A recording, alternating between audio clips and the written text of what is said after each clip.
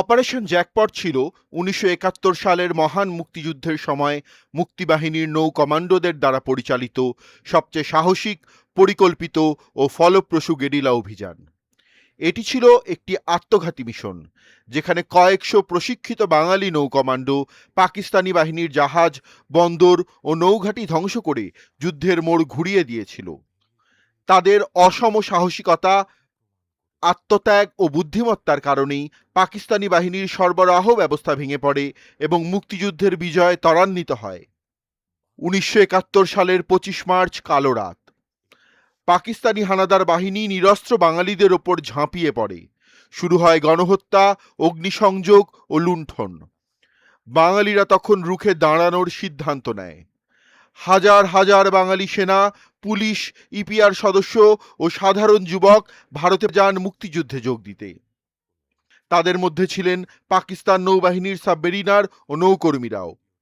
ফ্রান্সের তুলন শহর থেকে পালিয়ে আসা ৮ জন বাঙালি নৌ সদস্য ভারতে পৌঁছালে ভারতীয় নৌবাহিনী তাদের নিয়ে গঠন করে নৌ কমান্ডো ফোর্স। এই ৮ জন ছিলেন Mohammad Abdul Wahid Chowdhury, M K Hossain, Abdur Rahman, Shahjahan Siddiqui, M A Jalil, M A Rashid, M A Malek ও এম এ গনি। ভারতের পশ্চিমবঙ্গের পলাশী, ডায়মন্ড হারবার ও অন্যান্য ক্যাম্পে প্রায় ৫০০ বাঙালি যুবককে লিম্পেড মাইন, ডুব সাঁতার, নৌ সাবোটাজ ও গেরিলা কৌশলে প্রশিক্ষণ দেয়া হয়।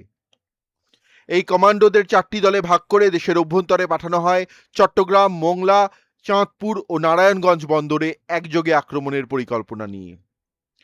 ১৯৭১ সালের ১৬ আগস্টের প্রথম প্রহরে অপারেশন জ্যাকপট শুরু হয়। ৪টি দল একই সময়ে আক্রমণ চালায় চট্টগ্রাম, মংলা সমুদ্র বন্দর, চাঁদপুর ও নারায়ণগঞ্জ নদী বন্দরে। চট্টগ্রাম বন্দরে কমোডর আব্দুল ওয়াহিদ চৌধুরী বীর উত্তমের নেতৃত্বে প্রায় ৬০ জন কমান্ডো কর্ণফুলী নদীতে নোঙর করা পাকিস্তানি জাহাজে লিম্পেট মাইন লাগান।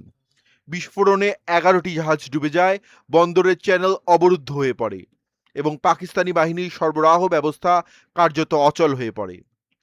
একই রাতে মোংলা, চাঁদপুর ও নারায়ণগঞ্জেও একই ধরনের অভিযান চালানো হয়। সামগ্রিকভাবে ২৬টি পাকিস্তানি গানবোট ও কার্গো জাহাজ ডুবে যায়, যেগুলোতে ছিল খাদ্য, তেল, অস্ত্র ও গোলা বারুদ। অপারেশন জ্যাকপট ছিল অত্যন্ত বিপজ্জনক। কমান্ডোরা জানতেন এই মিশনে ফিরে আসার সম্ভাবনা খুবই কম, তবুও তারা মায়ের ডাকে সাড়া দিয়ে ঝাঁপিয়ে পড়েন মৃত্যুর মুখে। সাবমেরিনার আব্দুর রহমান বীর বিক্রম ও শাহজাহান সিদ্দিকী বীর বিক্রমের নেতৃত্বে ২০ জন নৌ কমান্ডো নারায়ণগঞ্জ ও দাউদকান্দি নদীবন্দরে সফল অভিযান পরিচালনা করেন। চট্টগ্রামে lieutenant commander M K Hossain Bir Uttom ও অন্যান্য কমান্ডোরা অসীম সাহসিকতার পরিচয় দেন। অনেক কমান্ডো অভিযান শেষে ফিরে আসতে পারেননি। তাদের আত্মত্যাগের বিনিময়েই অর্জিত হয়েছিল এই ঐতিহাসিক বিজয়। অপারেশন জ্যাকপটের ফলে পাকিস্তানি বাহিনীর নৌ যোগাযোগ ও সরবরাহ ব্যবস্থা মারাত্মক ক্ষতিগ্রস্ত হয়। বন্দরগুলো অচল হয়ে পড়ায় পূর্ব পাকিস্তানে পাকিস্তানি বাহিনী কার্যত বিচ্ছিন্ন হয়ে পড়ে। আগস্ট থেকে ডিসেম্বর ১৯৭১ পর্যন্ত নৌকমান্ডোরা মোট ১২৬টি জাহাজ, কোস্টার ও ফেরি ডুবিয়ে দেয় বা ক্ষতিগ্রস্ত করে। এই অভিযান মানব ইতিহাসের অন্যতম সমন্বিত ও সাহসিক নৌ কমান্ডো অপারেশন হিসেবে স্বীকৃত। অপারেশন জ্যাকপট প্রমাণ করে যে মুক্তিযুদ্ধ ছিল কেবল সম্মুখ সমরের যুদ্ধ নয়, বরং এটি ছিল গেরিলা কৌশল, সাহসিকতা ও বুদ্ধিমত্তার এক অনন্য দৃষ্টান্ত।